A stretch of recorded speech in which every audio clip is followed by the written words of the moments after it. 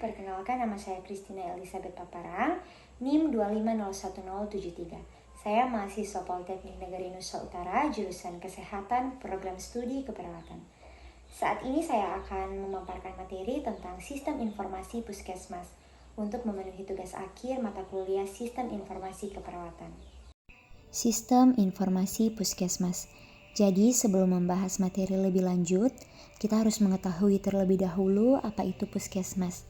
Jadi, puskesmas adalah fasilitas kesehatan tingkat pertama yang mengutamakan upaya promotif atau mempromosikan kesehatan dan preventif atau pencegahan untuk meningkatkan derajat kesehatan masyarakat di wilayah kerjanya. Tugas dari puskesmas yaitu melaksanakan kebijakan kesehatan demi terwujudnya kecamatan sehat di wilayah kerjanya. Kalimat melaksanakan kebijakan kesehatan berarti menerjemahkan aturan, strategi, dan program kesehatan yang ditetapkan oleh pemerintah pusat, provinsi, atau kabupaten atau kota. Misalnya program imunisasi, sanitasi lingkungan, promosi gizi seimbang, atau pencegahan penyakit menular menjadi tindakan nyata di lapangan. Sedangkan kalimat kecamatan sehat adalah tujuan akhir yang ingin dicapai. Konsep ini merujuk pada kondisi di mana seluruh masyarakat di wilayah kecamatan memiliki derajat kesehatan yang tinggi, lingkungan yang bersih dan sehat, serta adanya partisipasi aktif dari masyarakat dan lintas sektor seperti sekolah, kantor desa, kepolisian, dan lain sebagainya dalam upaya kesehatan. Fungsi dari puskesmas yaitu menyelenggarakan upaya kesehatan masyarakat atau UKM dan upaya kesehatan perseorangan atau UKP tingkat pertama di wilayah kerjanya.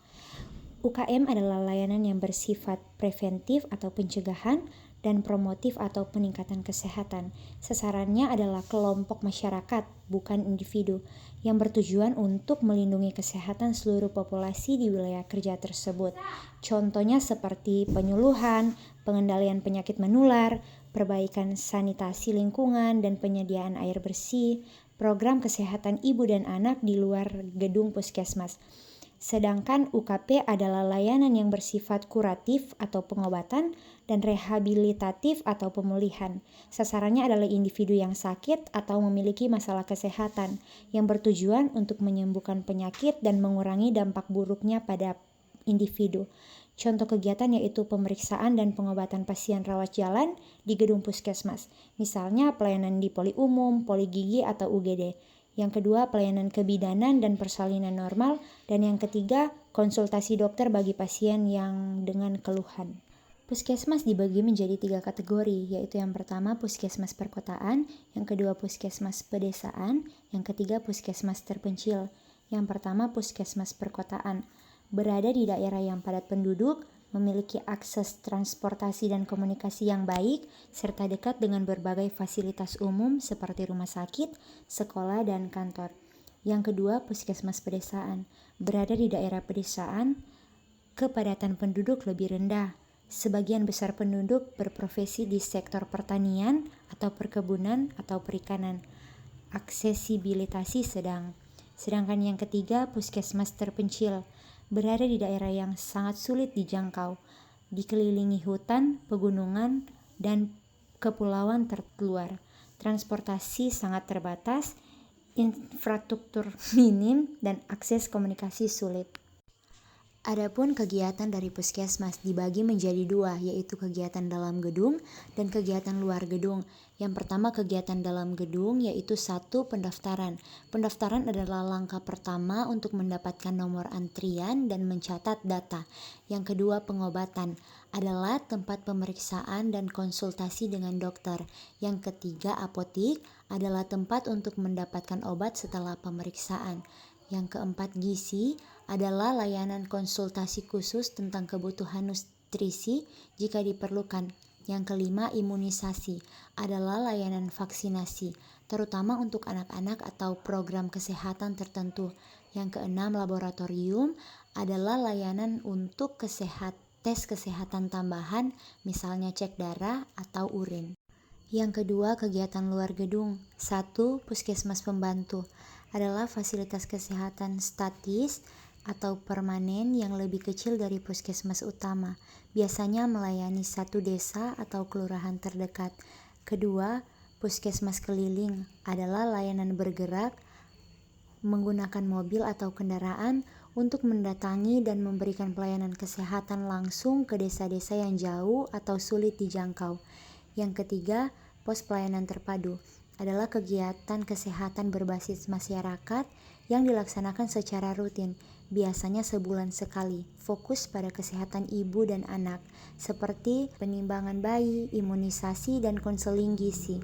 Yang keempat, pondok bersalin desa adalah tempat bersalin sederhana yang dikelola oleh bidan di desa, berfungsi memberikan pelayanan persalinan dan kesehatan ibu dan anak. Pengertian Simpus. Jadi Simpus adalah tatanan yang memberikan informasi untuk proses pengambilan keputusan dalam menjalankan manajemen puskesmas. Saat ini dikembangkan melalui sistem komputerisasi berbasis web. Jadi secara sederhana, Simpus adalah otak atau pusat data yang membantu puskesmas beroperasi secara efisien dengan menyediakan data yang dibutuhkan untuk membuat keputusan. Tujuan Simpus yaitu yang pertama mengumpulkan informasi, yaitu Simpus berfungsi sebagai pusat penyimpanan data yang terstruktur. Ini mencakup segala informasi penting yang dihasilkan atau digunakan di puskesmas, seperti data pasien, data penyakit, dan data logistik. Intinya, Simpus memastikan semua data penting tercatat, tersimpan aman, dan mudah diakses secara digital. Yang kedua, memperlancar administrasi dan manajemen, yaitu dengan adanya sistem terintegrasi, proses kerja harian di puskesmas menjadi lebih efisien dan cepat. Contohnya seperti pendaftaran pasien, pencatatan tindakan medis, dan pengelolaan jadwal. Intinya, sistem membantu mengotomatisasi dan menyederhanakan tugas-tugas administratif sehingga staf dapat fokus pada pelayanan kesehatan. Yang ketiga, mempermudah pembuatan laporan, yaitu karena semua data sudah terkumpul dan terstruktur dalam sistem. Simpus dapat secara otomatis atau semi-otomatis menghasilkan berbagai laporan yang diperlukan. Manfaatnya yaitu untuk membuat laporan harian atau bulanan, dan kedua, pembuatan laporan yang terjadi memakan waktu yang lama karena harus merangkap data manual menjadi cepat dan akurat. Intinya, Simpus menyediakan analisis data yang cepat untuk mendukung pengambilan keputusan dan pelaporan ke pihak yang lebih tinggi. Sumber data Simpus yaitu yang pertama kartu individu seperti kartu rawat jalan, kartu ibu, KTP, BPJS, dan lain-lain. Yang kedua register seperti register kunjungan, register KIA, register posyandu, dan lain-lain. Yang ketiga pelaporan seperti laporan kejadian luar biasa, laporan bulanan atau laporan tahunan. Yang terakhir rekam kesehatan keluarga folder seperti khusus untuk keluarga beresiko. Sistem pencatatan dan laporan terpadu. Pengertian, kegiatan pencatatan dan laporan data umum, sarana, tenaga, dan upaya pelayanan kesehatan di puskesmas dan jejaringnya. Tujuannya yaitu yang pertama, tercatatnya semua data hasil kegiatan puskesmas. Yang kedua, terlaporkannya data ke jenjang administrasi yang lebih tinggi. Dan yang terakhir, tertatanya alur data dari puskesmas, pustu, bidan desa, hingga dinas kesehatan. Ruang lingkup informasi puskesmas. Yang pertama, Simpus mengelola informasi dari berbagai aspek pelayanan puskesmas, antara lain pelayanan poli umum, poli gigi, KIA, KB, gizi, imunisasi. Yang kedua, pendukung seperti farmasi, laboratorium, rekam data dasar, dan keluarga. Yang ketiga, keuangan seperti retribusi, biaya rawat inap. Yang terakhir, kesehatan masyarakat seperti pelayanan luar gedung, posyandu, lingkungan PHBS, dan P2P. Kendala implementasi Simpus, yaitu yang pertama kendala infrastruktur, yaitu keterbatasan jumlah komputer dan seringnya pemadaman listrik. Yang kedua, kendala manajemen, belum adanya staf khusus penanggung jawab data seperti pengolahan, pemeliharaan, dan koordinasi. Yang terakhir, kendala SDM, belum tersedianya SDM yang mumpuni untuk mengoperasionalkan sistem komputerisasi. Terima kasih.